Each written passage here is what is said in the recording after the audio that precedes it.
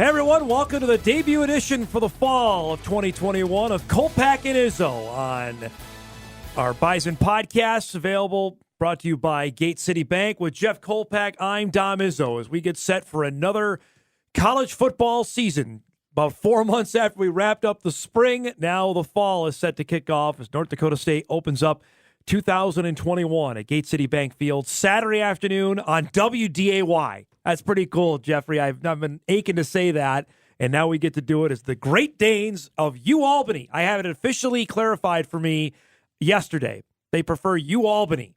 Albany. Or the University at Albany. It's very different from when I was not the going State to school. University of New York at Albany. No. I don't even think my alma mater goes by that anymore. Where does the Great Danes for you rank as far as cool nicknames it's up out there? It's good. Is it a top 5? It's not top 10? 5. No? It might be top 15. It's unusual because there's not many schools that go with it. And it's kind of an ugly dog, really. The big dog. The Great Dane is just not a really pleasant-looking dog. He's a big one. And the greatest of the Danes we're excited to see come Saturday afternoon, which we'll talk about in a second. Here we go. I mean, we got through the spring. It was what it was. And obviously there are going to be challenges with the fall as we're still playing a college football season in a pandemic. But I'm excited for Saturday for numerous reasons, alone the fact that the college football season is back.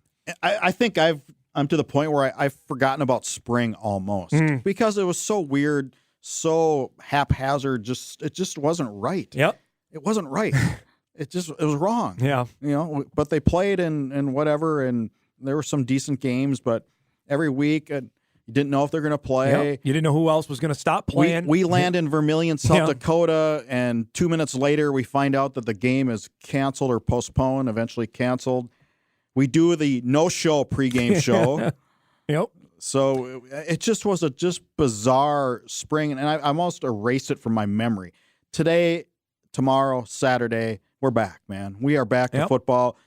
I think and hopefully that the vaccination issues with these college programs has been rectified, although St. Thomas that when its first opponent said, no, we have issues and we can't play, St. Francis out of Illinois. So it's just about this. If we can get through that, and if the schools can get 80, 90, and in some cases, speaking of St. Thomas, 100% vaccinated, we can have a real regular season. I mean, let's go. There are real consequences if they're not. And that, I think, will be a story as we unfold. There are going to be forfeits, and that will hammer it home. I'm not so sure at the FBS level, but I do believe at the FCS level that is going to happen. And I think that will be as eye-opening as it was to us last year when we saw games canceled or teams opt out. I think that will be as surprising as it was last spring. Say a team, Dom, is on the FCS playoff bubble, and one team is 8-3 with 3 losses to whoever various teams. Another team is 8-3 with a forfeit. Yep. How does the committee take that into account? I would think they would take into account the teams that played over the team that didn't play. I do. So you'll be penalized further. Yeah, I think so. That's as we sit here in early September. You got to play the game. Yeah, I think so. I think you have to be rewarded for playing. That to me is, I think, on the committee, and for the 2 members that I know on the committee I've asked about it, I think they share that same viewpoint. I would agree. You got to be rewarded for giving it the old college try. Before we get into some good Bison chatter, I do want to ask you your thoughts on the teams that bubbled up and had success in the spring. North Dakota, Missouri State, Southern Illinois, VMI. Do you hold stock in that? Do you think, or do you need to see it in the fall? Certainly need to see it in the fall, especially Missouri State. I mean, the radical change that Bobby Petrino has done at that school, and even more in the summer. He's got 30 some odd more transfers coming in. Yeah, I'm sure. How do you? I have no idea. Do you have to have the name on the helmet? With the athletic tape with the name on it. I'm in the same boat with you. I think UND had a great spring. I need to see it again consistently against the best of the Valley. I think SIU had a great spring. I need to see that for a majority of the spring because they lost to Missouri State. They're clinging to that win over the Bison. They got blown out by UND and lost to SDSU in the playoffs. They got blown out by SDSU during the regular season. I need to see it for a full year. On the other end is Northern Iowa 3-4 team. It's a good question. I think I don't Their think quarterback issue is open. We found that out this week. McElvain's going to be the guy. Looks like for Northern Iowa. Short hook though. Short hook, obviously. They got. I mean, he's got to throw the ball. Yeah. UNI's got dudes. I think that they're 3-4. No, I think they got some guys all over the place that could be good, but they're going to struggle on offense. I don't know how they're going to score enough points in certain games. So that's to me one of the storylines I'm following throughout the fall. The other, for the teams that didn't play, Indiana State, who looked okay, I mean, in their game against Eastern, Towson, Sac State, the Montanas, how do they look early on after not playing for so long? Who knows? Right? This is unprecedented territory. Did the teams that played in the spring, did they advance at a better rate, at a better clip than the teams that didn't play? Eventually, it's all going to not be an issue. Yeah. Eventually, as the season goes on, the teams that didn't play, if they are behind, will catch up, certainly. Or do you think, will the wear and tear catch up? We talked about that. We don't know. For the teams that played in the spring, catch up to them in October and November. We just don't know. My guess now is no. I don't get that feeling with NDSU and fall camp that these guys were beat up as they entered fall camp. Yeah. Annett's told me that repeatedly. I asked him a couple times on that. They said they were back on quote-unquote schedule, meaning summer workouts started June 1st, and it was almost as if spring ball was an extension of spring practice. You have to remember, the old spring practice days were beat up, drag out, massive, beat up your brother till last man standing. Remember the old 3-a-days they had? That's thing of the past now. So don't tell me that the modern player, because he played maybe a few more games in the spring, is any more beat up than the guy from the 1978 team who went through 3 days and just got the pulp beat out of him in fall camp. Right. Lucky to get to the first game with everything intact. You can't tell me they're any more beat up than they used to be.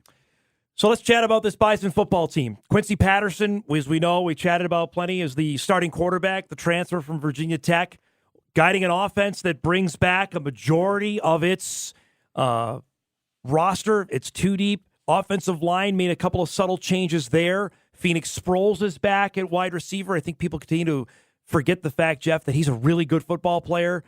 Running back, they add in a transfer in Tamarick Williams. Dom Ganella is poised, I think, for a breakout year. Give me your overview here of what you look offensively at this team. Well, here's my overview of the team. Start before I get into the offense. Okay, we generally agree that this is a young team, correct? Correct. It very much so is. Yep. Okay, I'll give you that.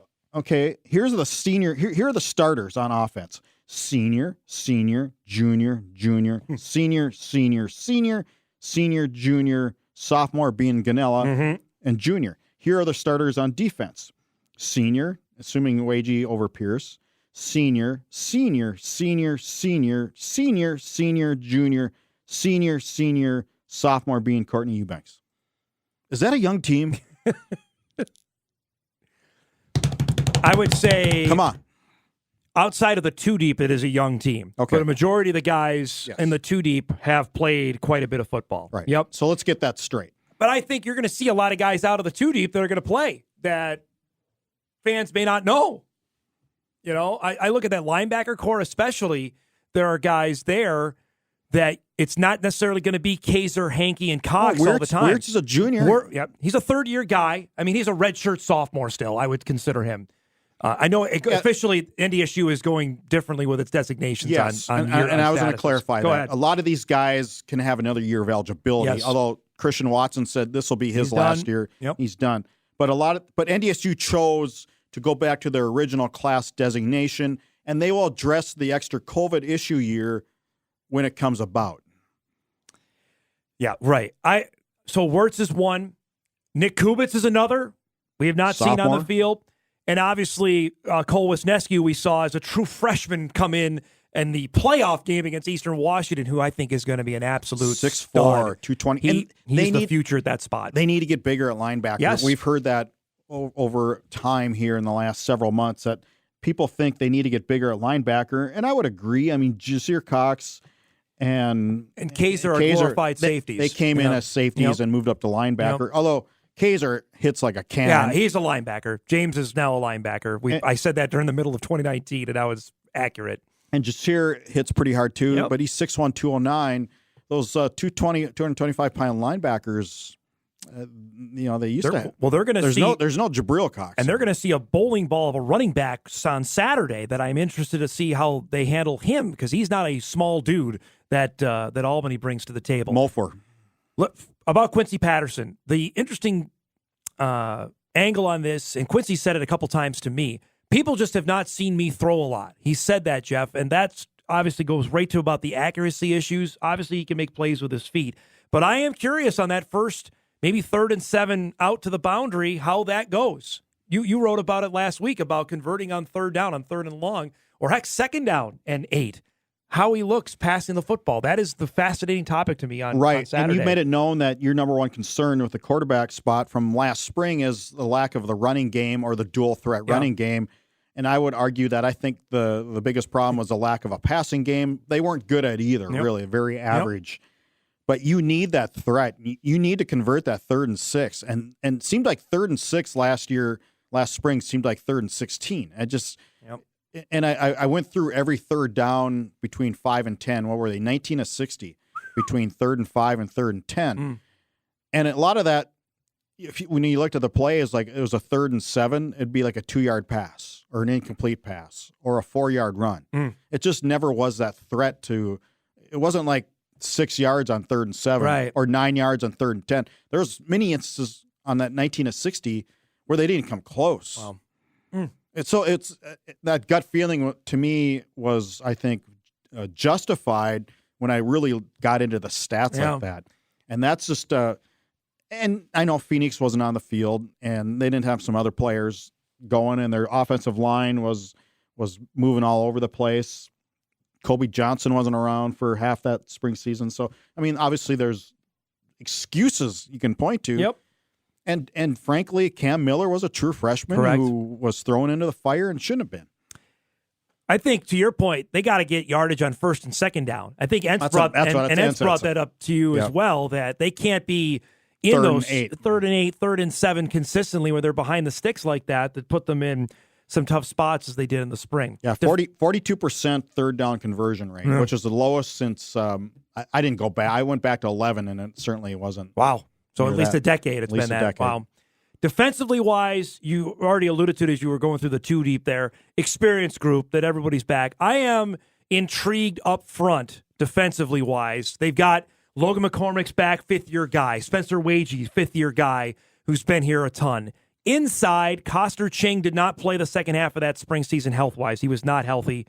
And I think the young Mostart, Eli, he really impressed me. He's not even on the 2 deep. He's, I think, ready for a big time. And he could be the best time. of them. I think he's ready for a big-time year. And his twin brother, Will, are both, I think, poised for 2 guys, the Lakeville twins, to be really good. I'm sorry, Eli's on 2 deep, but Will's not. Will's not. That's the part. Both of them, I think, are poised. The question we brought up during the spring season, do they have that one guy, like a Kyle Emanuel, that was just unblockable? I don't know if they have that. That's what I asked Spencer this week. What did he say? Who's going to be that Derek Tuska guy?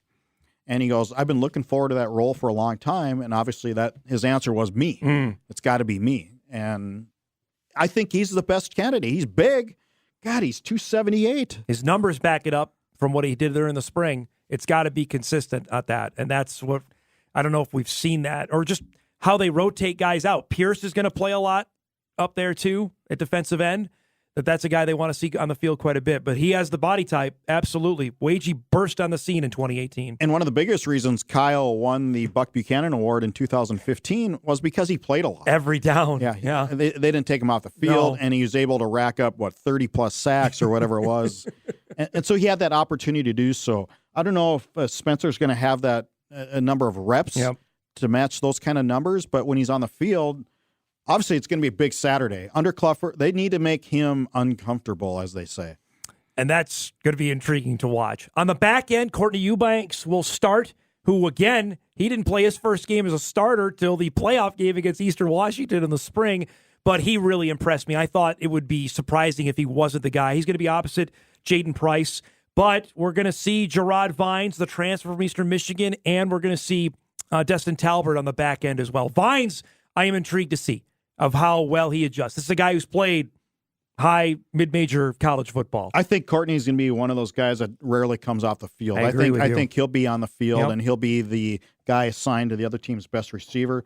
After that, they need Vines to come on. They need Destin Talbert to have a more... Be consistent. Yep. He just misses a thing or two here and there. That's been his MO. Made some good plays, and he let one drop. And Jaden Price, he's a junior. This is his fourth year in the program. Yep. And he started every game last year. And I thought he was really good on special teams. He was good. You know, that's the real thing. They were amazing at special teams in the spring, and they lost 2/3 of their main guys in special teams. Wagner's gone, and obviously Kennelly's gone. Reynolds is back as the kicker. They have a new long snapper and a new punter. How does that work here in 2021? We'll see. Yeah. I mean, that's a Michael Florentine will be the only true freshman, I think, to see playing time.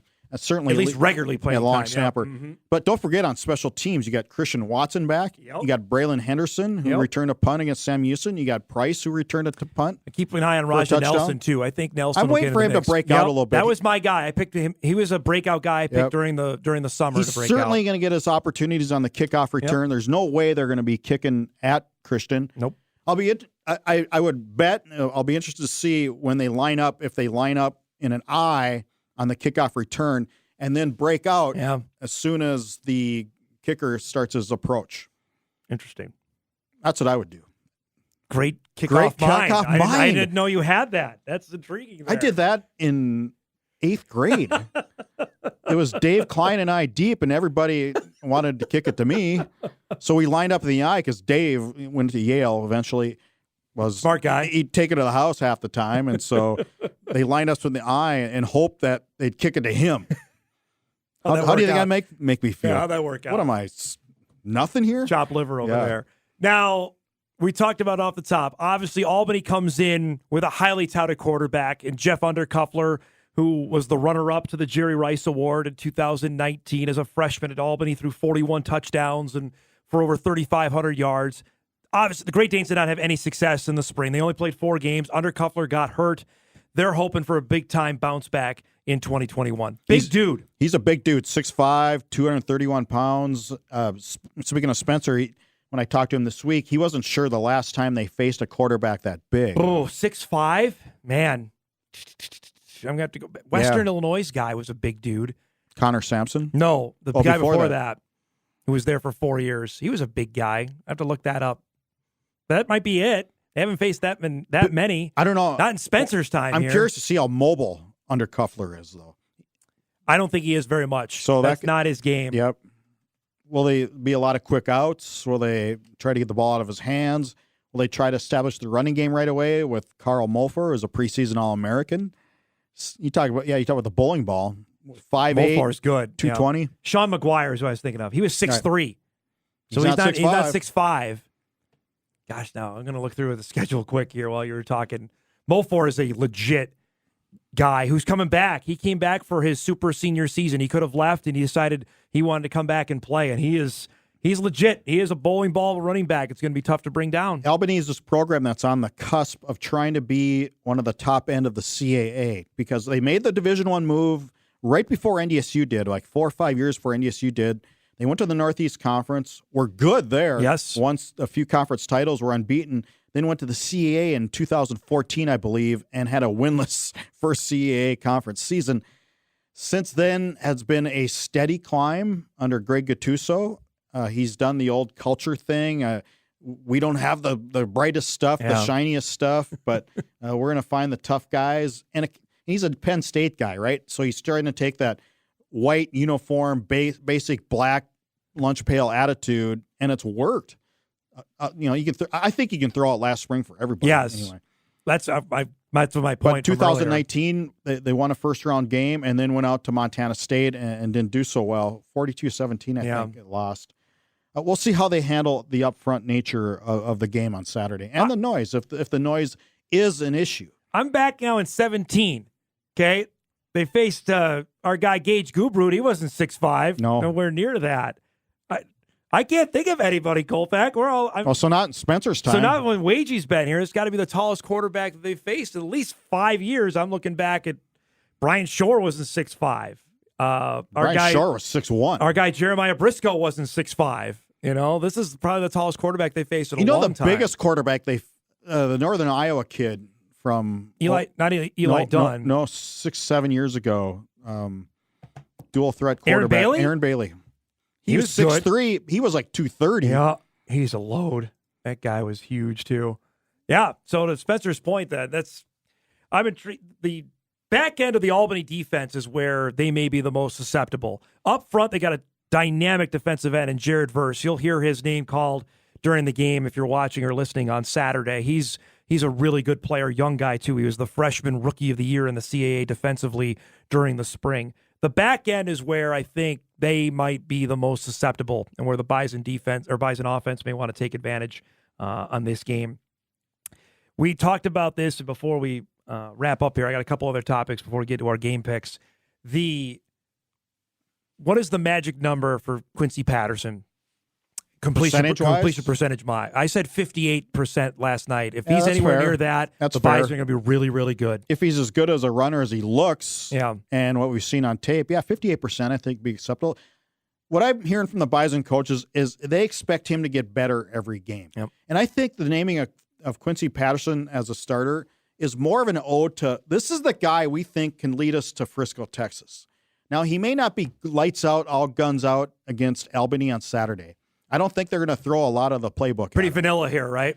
But I think over time, they think this guy has the biggest upside, and I would agree with that because just of his size and he's got a great arm. Yes. We don't know if it's an accurate arm. Correct. That's what we're going to find out, and that's what I know Randy Hedberg has been working on. He's sick of me asking him, too. Why do you think that? Why do you think that? I don't know. What was he, 22 of 45 or something at Virginia Tech? And that's Patterson knows that narrative is out there. And he said, people just haven't seen me throw enough. I haven't thrown it a lot. And that's something he's looking to answer come Saturday. Now, the ironic part of all of this, Jeff, is that in the NDSU coaching staff's mind, they wouldn't even be here with Quincy Patterson had Zeb Noland worked out. Because I think the original plan in December of 2020 was that Zeb was going to be the guy in the spring, and then he was going to carry over into the fall. He told us that. He told us 2021. That. Yep. And obviously that didn't work out, but lo and behold, Zeb Noland is going to be a starting quarterback in the SEC of all places. It's South Carolina on Saturday. Words do not describe. How bad is South Carolina's recruiting? Or is everybody hurt? Is everybody hurt? Everybody is hurt, and South Carolina's recruiting has been bad. Now, remember, they went through a coaching change there. Will Muschamp was canned during the middle of the season last year. They bring in Shane Beamer, and obviously he's trying to start from the ground up. And Zeb went there, as we found out, as a grad assistant. And lo and behold, now the starter, Luke Doty, got hurt. And now here's Zeb is going to be the guy against an FCS team. They're playing Eastern Illinois on Saturday. It's one of the best stories I've heard in a long, long time. Crazy. Words do not describe it. Because he was okay at He got best. benched. He got benched for a true freshman, like you alluded to with Cam Miller that came in before the end of the season. Now, before we go, we're excited, obviously, to bring the game to you on Saturday. Kolpack, you're going to be part of our Bison Game Day. The pregame show is under a different name, but that's what it's going to be called, Bison Game Day. I've already had a host of people ask me, why is it on at 10 a.m.? Why not at 1:30? ABC has college football on. We're already going to piss some people off by preempting Miami and Alabama. I get that, which you can watch on WDAY Extra on Saturday. But they also have a game on at 11 a.m. each Saturday.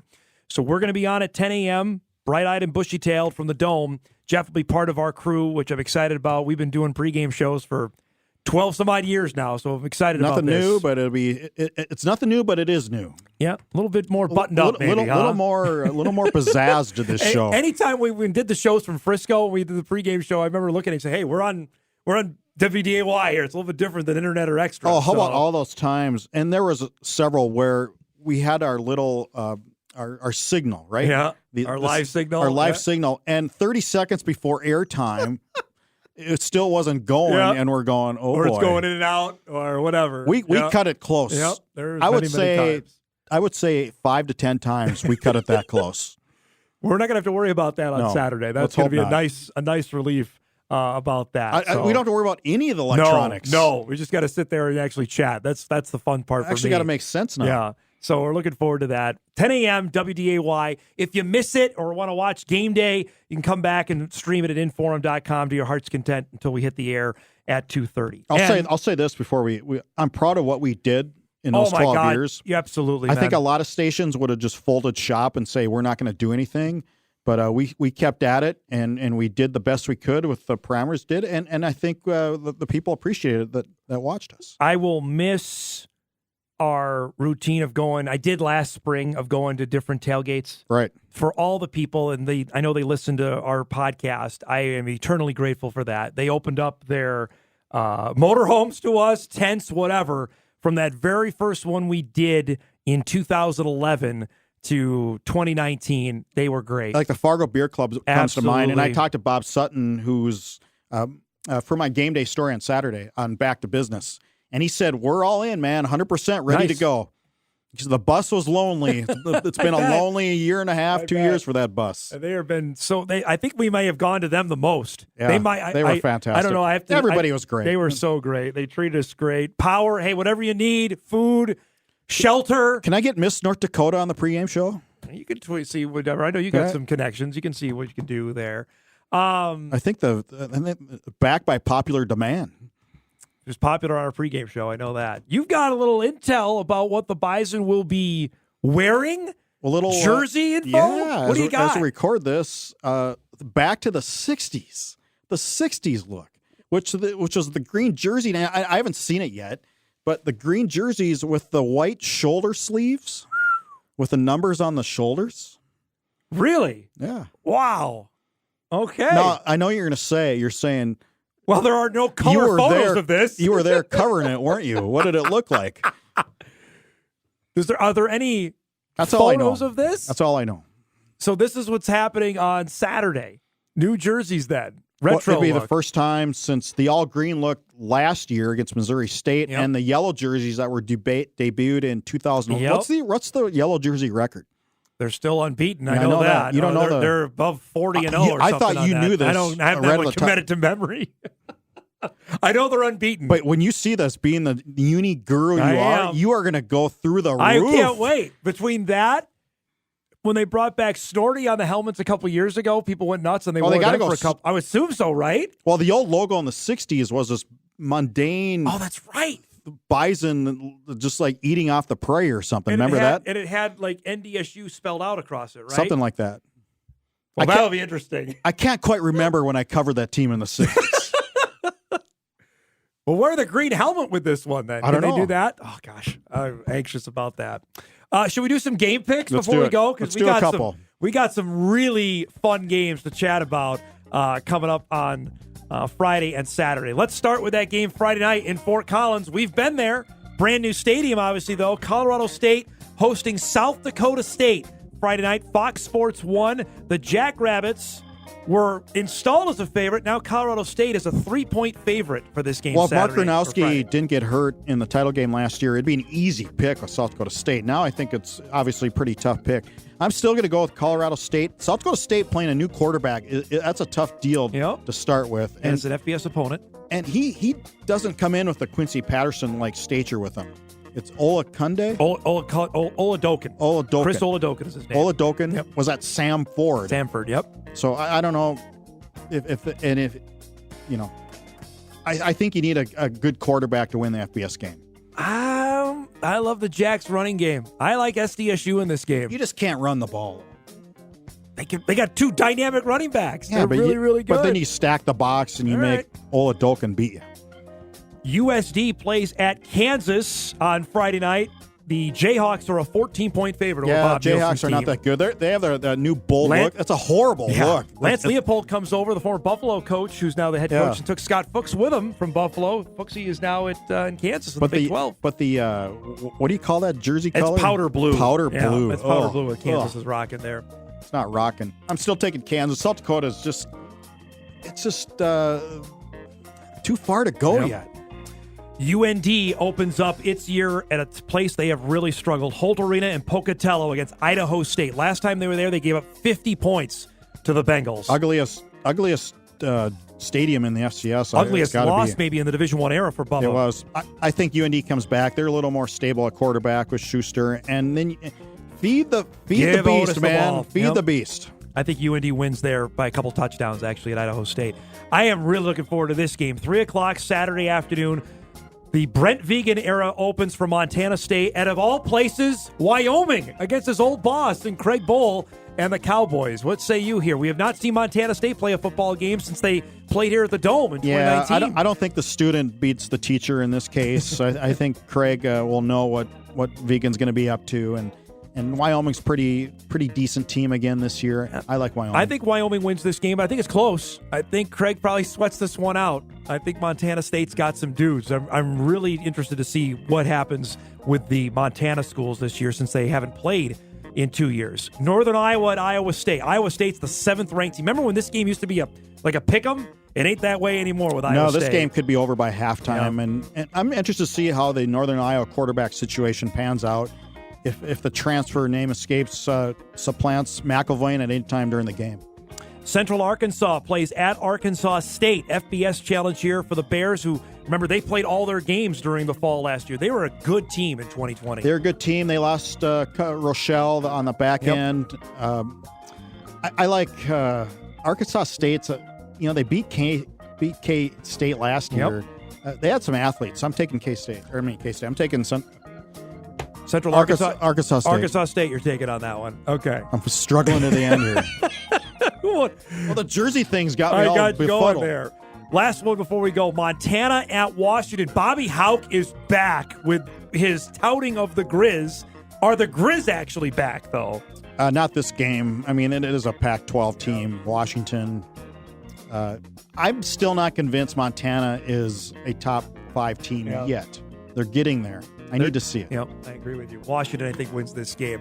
All right, folks, a reminder, our Bison Game Day show is live at 10 a.m. on WDAY, also streaming at Inforum.com. Game day coverage begins then, the game at 2:30 against Albany. Jeff will be part of our broadcast. And then post-game, Jeff will be with Big E to wrap things up. You can check that out at Inforum.com. We'll, of course, have full coverage on WDAY and Inforum.com to get you ready for the season opener. This was fun, man. Great to be back. Just getting going. Yeah, it's going to be outstanding. For Jeff Kolpack, I'm Dom Izzo. That's the Kolpack and Izzo Podcast, brought to you by Gate City Bank.